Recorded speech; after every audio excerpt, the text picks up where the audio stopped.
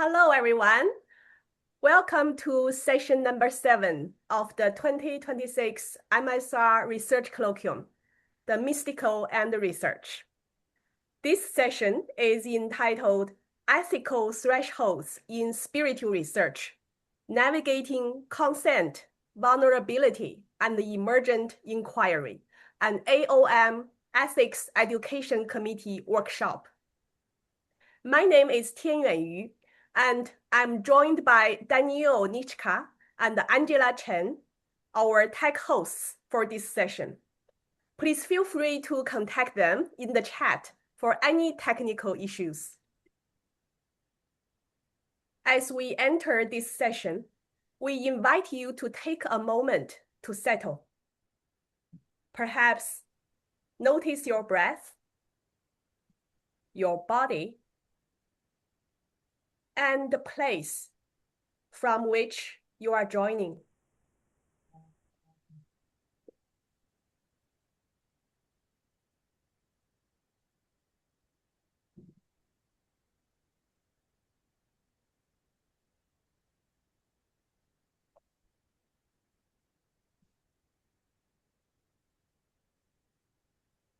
Today's session contributes to the colloquium in a distinctive way. It's truly an honor for me to introduce the speaker, Dr. Kathy Lund.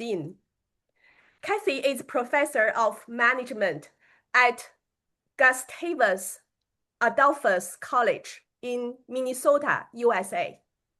She was one of the founders of the MSR community and an early action editor for the Journal of Management, Spirituality, and Religion, helping shape the scholarly foundation of our field. I'm personally a big fan of Kathy's work, including her review of MSR methodology in the early years of MSR. It feels like a beautiful serendipity and truly our fortune to have Kathy reconnect with the MSR community through this colloquium. Before I hand over to Kathy, one note about recording. During Kathy's presentation, there will likely be breakout room sharing.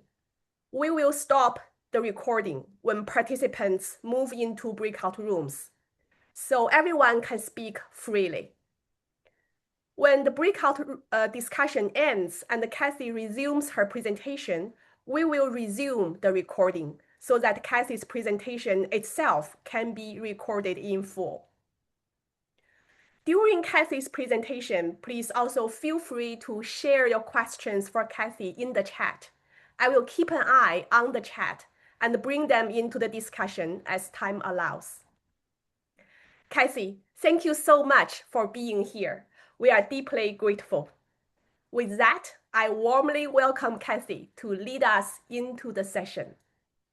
Well, good afternoon. Thank you, Tianyuan, and thank you to our tech masters. I know everybody's all over the globe, so good morning, good afternoon, or good evening, as the time zone you're in would imply. So I'm going to go ahead and share my screen with you. We have a very short hour together, and it has been my experience talking about these things that it just kind of flies away. So it's lovely to see you. Jerry, it is great to see you again. My goodness, it's been many years. And so I have a couple of goals today. First, can you see the screen? Everything's okay with that? Thank you for the thumbs up. I appreciate that. I have a role with the Academy Ethics Education Committee, and I want to share some of the resources that we have for you in terms of ethics, sort of writ large, some of those resources that we have, as well as another role that you may not be aware of that your Academy fosters and supports in terms of ethics. And then the back end, like Tianyuan said, we're going to have some conversation about a couple of live scenarios, meaning these are real scenarios about research ethics within the MSR domain that present some ethical dilemmas, and let's talk through those. Then the last part, I'd like to talk with you again, based on what Tianwan and I talked about, some of the really special aspects of studying MSR topics. I have written about this, and I think those issues are even more present today than when I was doing that work. So let's start, and certainly grab the chat. I will be talking, and you can raise your hand. There aren't a ton of people, and so maybe we can just have a conversation. If you're more comfortable in the chat, that's okay too. So let's move here. So this first part, I want to talk through the Academy ethics roles that I have. So we are a group of Academy members with this set of responsibilities, and it's quite informal. Our chair is Rachel Balvin. She is at Arizona State University. And you see all of these goals we do. Essentially, we are around to help people learn more about what the Academy is doing in terms of ethics and the support that we offer our members, the resources we have, and generally to facilitate some conversations about relatively common issues in the Academy around the core things we do, teaching, research, and professional life or service. And so that's what we do. If you have been to any of the doctoral consortia among your divisions in the last maybe 3 or 4 years, we have been there. We have been charged by Sharon Alvarez, who's I think 2 presidents ago now, to really bring ethics to the fore and help Academy members feel more supported when they're facing these issues. And so our Academy has a code of ethics. You see that on there. The pieces of it or the general subcategories are there on the right. Essentially, our code of ethics does what every code of ethics does, which is tries to create a shared sense of responsibility, a shared understanding of what we expect our members to do and how we expect our members to behave. It also helps create those expectations around resolution of issues. So when we inevitably face ethics issues, because we're an organization of humans, here are some of the ways that we expect these standards to inform resolution of any problem we have. And it's also to be a little transparent, actually a lot transparent about our expectations. I am also a member of the Ethics Education Committee. That sounds worse than it is. But among those pieces that you see there on the right of our ethics code at the Academy, the ethical standards are what we term enforceable standards. So the other pieces, the preamble, introduction, principles, those are our aspirational goals. Those are our expectations of ethical behavior among each other in a community. The ethical standards are enforceable, meaning if someone experiences a violation of what those are, the recourse that you have as an Academy member is to file a formal complaint. And that's our role in the adjudication committee. As the name would imply, we get the complaints and we manage that process of figuring out what should happen to a person who has violated those standards or to clear them, if you will, if we don't find evidence of that kind of a violation. And so if you look at this slide, if you just move from left to right, it becomes more formalized, more structured as you move from left to right. So you have the Academy website. It has all kinds of resources. If you go to the website and go on the About, if you click on About, and I'm going like this because it's on the left-hand side of the screen. If you go to the About the Academy, then it has an ethics link and it has lots of resources there for you. The Ethics Education Committee, does programming at the annual meeting, at some of the regional meetings, and throughout the year. The Ethics Ombuds, this is such a great resource for you. This is informal. Has anybody heard of what an ombuds does?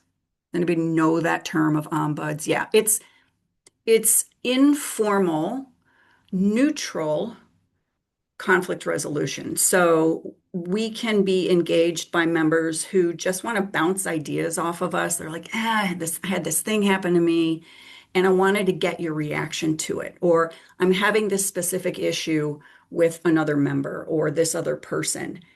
Can we generate some ideas about how to resolve that together? And so you see that is our role as ombuds. We are neutral, we are non-decision making, and we just help people find ideas that they might not have thought of otherwise. And so that's our role as the ombuds. And you can tap the ombuds, and I think actually the email is ombuds@aom.org. And that committee chair will get that request for support. It's very active, let's just put it that way. And then you see over on that far right-hand side what I just talked about, the adjudication committee, when there is a formal complaint against someone who has violated or who has experienced an ethical standards violation. So the ethics supports, the ethics resources at the Academy are pretty robust. And if you have not explored those in any of those forms, hopefully not the adjudication one, but the other three, let me invite you to do that because they do take it seriously. There are sustained and serious efforts within Academy leadership to make an ethical experience for everyone and to provide resources when that sometimes doesn't fail or doesn't work. So if you have questions in the chat, or I'm going to pause right here just for a minute. If you have immediate questions about the EEC or any of the other bodies of the Academy that you see there or the information I just presented, before we move on. Okay, everybody's had 100% ethical experiences at the Academy. Great news. I will report back. Thank you. So let's move. This is my favorite part of it. And again, let me thank Yontin for helping me to kind of figure out something that would be relevant, I guess, for this group. It's been a while since I have been writing in this space, and Tianwen was telling me some of the issues that members have experienced. So if you take a look at that, how should we do the discussion? I would prefer breakouts, but if you would like to do this as a whole group, we can do that as well. It's not really an unmanageable group. Are there preferences? Well, there are a few more people here. Let's do breakouts. Yeah, for sure. Okay. I think it's better to do a whole group. There's only 10 people here, but whatever. Are there, okay, Yeah. Yeah, Catherine's saying Are- whole group as well. okay. Are we comfortable with that? Great. Yes, I think Perfect. So if you want to take a minute and take a look at this dilemma, I can also read it. There's a lot of words on the screen, just for precision. So you are leading a study that includes interview data and that has received clearance from your Human Subjects Committee. Sometimes in the US, we call it IRB, Institutional Review Board, for ethical protections. And during field work, several of your interview participants express a preference to be identified by their real names or identities. Some would like to include the real names of their organizations, either or. They want their stories to remain personal, contextualized, and connected to their actual identities and communities. You want to honor those preferences in the manuscript, so you do, but you don't explain this background in detail. So I'm going to freestyle a little bit here. You have in your manuscript the fact that these folks are being identified by their real names, by their real identities, and the organizations in which they are experiencing what you're researching. Let's just put it that way. The manuscript is rejected on the grounds that the study fails to meet basic ethical anonymization requirements. So think about, just for a couple minutes, it's sometimes good to write down some notes first individually. So we'll pause a minute for that. What is the ethical tension here? Like, why is this an issue? What might be ethical norms to follow here, and what might be a path forward? So let's take. Kathy, can you explain what you mean by didn't explain the background in detail? Yes, you did not explain why you included people's real names or identities or locations. You just Okay, so put you it in just there. said, You yeah, explained that you did, but but you you don't did say not what. explain why. Okay, Does that make sense? yeah, Okay. yeah. Oh, we're going back to the recording. Okay. Let me talk through some other options. And Chanwan and I were talking about some of the more global issues within MSR work, and rigorous and ethical inquiry. And so here are just some suggestions, and I don't think any of these are terribly new. I think it might be a reminder or at least a topic of conversation about how the tensions among the topics that MSR generally looks at and what editors might be looking for and reviewers, what your respondents are experiencing, and what do the manuscripts ultimately look like in terms of methodologies. And so mixed methods, I'm a huge fan of mixed methods. I know many editors about this type of work when it's personal, when it might be first person, um, and the types of methodologies like ethnographies and things like that. Using mixed methods to explore these types of complex topics can be very, very helpful. And some of you may remember Ian Mitroff from many years ago. He's passed away now, but he was a huge fan. He was one of the early people in our field, very, very early people in our field. And he was non-negotiable about mixed methods. And so thinking, how can you honor this complex type of topic with triangulation? And he was a big fan of quantitative, validated quantitative measures. And so there are some there you see on the screen. I have not used these. They are out there. And there are validated scales for some of these experiences that MSR researchers would like to explore. And so thinking about multiple ways of getting at a topic, I think is pretty important. Uh, there are some really interesting new stuff that was not available when I was writing in this space, neuro-embedded methods. So neurotheology, there's visualization, you can do fMRI, there are biological markers, you can measure physiological outcomes in when people are experiencing spiritual mysticism or things like that. You can actually do some of that brain mapping on there. Neurophenomenology is also an fMRI, but then it's how people are talking about those experiences. So it's a narration type of methodology that also links brain imaging. It's amazing to me. It's just the coolest thing in the world.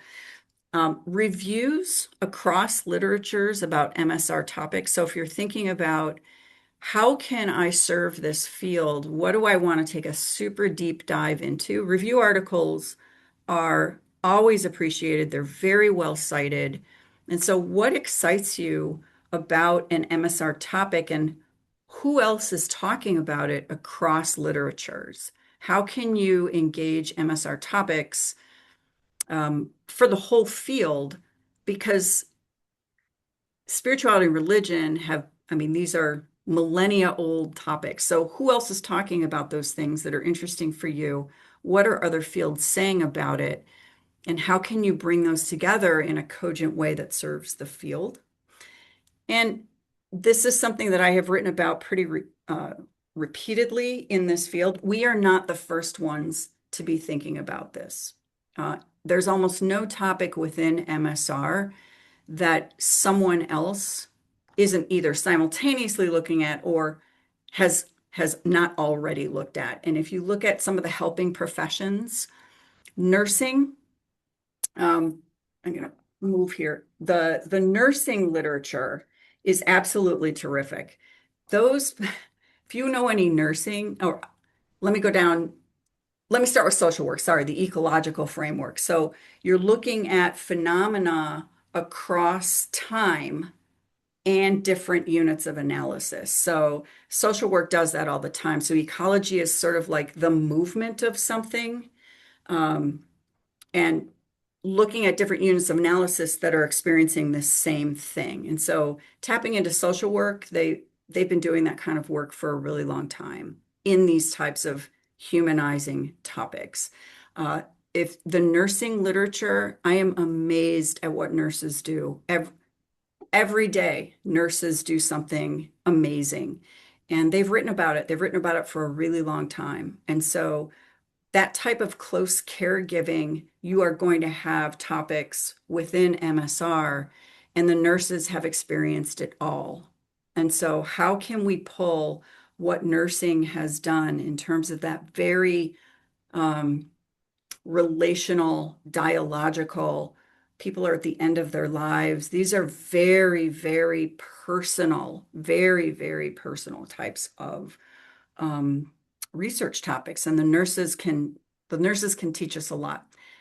Social psychology can talk about social neurosocial methods. Again, that's some of those markers, physiological markers, what's going on in your brain when people are experiencing spiritual or religious types of topics, whatever you're interested in. But there are physiological markers, and there's imaging. You can measure activity going on in your brain, in different parts of your brain. Social psychologists have some really nice methods in there. Trauma-informed inquiry, it's unfortunate that is more and more a thing. And those are only 3 types of literatures: family systems, medical, the medical field sort of writ large, and urban studies. They know a lot about trauma-informed inquiry and how you can build in the experience of trauma within those types of topics that you're interested in. There's not one thing that you have to reinvent on your own. Like, they can do physiological correlates, they can look at like hormone levels. There's all kinds of things that are possible when you're mapping brain, body, experience, and all those kinds of ways of exploring the types of topics that are interesting for MSR. And so I urge you to take a look at some of these other literatures, snowball some of the articles that are using these methods, see what they're citing, take a deep dive. They know how to do this, and they do it really, really well. If you have seen any of my publication sessions, this is going to sound like a broken record. When you're looking at publishing your work in a journal, you have to understand what that journal is about, what they're publishing, aims, scope, their vision, their mission, epistemology. What are their informal norms? What types of work do they publish? And you have to see what they'll do. Your work may be super interesting to you. If it's not a good fit, either epistemologically, stylistically, it doesn't matter how good it is. And so looking at snowball methods from that journal as well, what are successful articles that have been published there? What are they publishing? Who are they publishing? What types of styles are they publishing? So those are just 3 examples there you see on the screen. Organization requires critical theory grounding. Even if you have a great article, if it's not grounded in critical theory or critical management, it's not going to be successful there. Journal of Management Inquiry does not publish quantitative work. And the Journal for the Scientific Study of Religion, it's JSSR, they say right on their website, they don't publish review articles. They don't publish theological treatments of religion.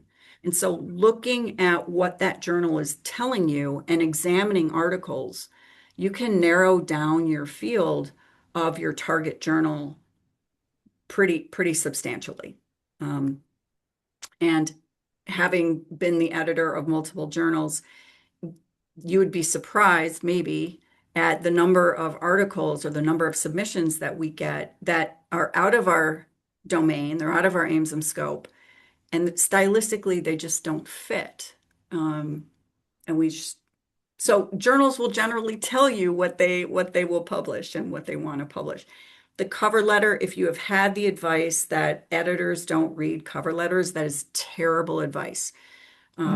Quality journals are getting hundreds and hundreds of submissions every year. And so your cover letter is that conversation you're having with the editor. Why should you look at my article? Why should you not desk reject this? Why should this go out for review? Why should you engage with my article? And so telling them, why did you select that journal? What conversation does it extend that we're having in our journal? How does it contribute to my readership? Ask that all the time. Even if it's an article personally that I thought was interesting, if it didn't serve my readership, I can't publish that. I can't move that forward. And so help yourself by helping the editor. And it's really important to do that, especially for something like MSR work.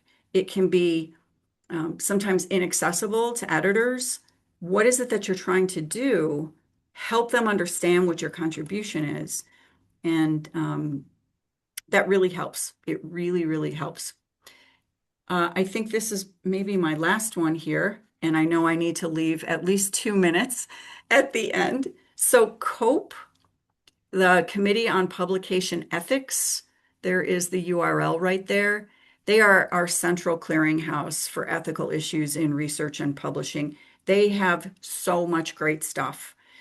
Most journals are signatories and members of COPE, and they have some things that are available if you're not a member. I think you can get like an individual membership. Mostly it's institutional or journal memberships that if you're a member of that, I don't know if like you're a member of an editorial board or something, you can get access to it. But they have all kinds of resources. They have all kinds of case studies. They have videos. They have very strong statements on certain things. For example, the COPE people have put forth probably the most cogent and now well-distributed version of how AI can be used responsibly in journal publications and research. Mostly every journal I know is following COPE's statement on how AI can be integrated into that process. And they have all kinds of like use cases. There's a forum you can use. There's discussion communities, all kinds of things. So COPE tends to be the place we go to when we have a particular issue. So I encourage you to look at that. You shouldn't have to do this alone. And they have resources to look at. And also, I talked before at the very beginning, creating your own community of practice and really crowdsourcing. Look, I'm having this issue. Help me think through this. And it can be anyone. It could be people in your doctoral consortium, people at your institution, people in MSR. It's really helpful to have people think about things with you, and you can crowdsource. I'm having this issue. How do you guys think I should handle it? And give me some options. I mean, very similar, like I put those scenarios out immediately. You said, what about this? What about this? Think about this. You could do this right away. And for that researcher, those researchers, these were really, really difficult issues for them. And so I strongly encourage a community of practice, and it makes you feel less lonely, and less like you're the only one struggling with this, because generally you are not. And I think I will stop talking. I think that's the last one. Yeah. Comments or questions? Thank you again, Kathy, for sharing your wisdom with us. And thank you to all participants for joining us in this very lively session. We are grateful for the attention, curiosity, and presence you brought to the space. Looking ahead, the next sessions in the program include Measuring the Unmeasurable by Jerry Bieberman, Algorithm for Healing by Poonam S., and Mysticism Across Spiritual Traditions by Radha Sharma and Anand Saxena. We hope you will continue to travel with us through this 36-hour gathering. As a reminder, between sessions, we will briefly move everyone into the waiting room. This gives us time to connect with the next presenters and prepare for the next session. We will bring you back into the main room as soon as we are ready to begin. Thank you again for your presence in this space. We hope to see you Thank you. soon in the upcoming sessions. It was a delight. Namaste, everybody. Have a great one. I appreciate it. Thank you so much for allowing me to be here. Take Thank you. care.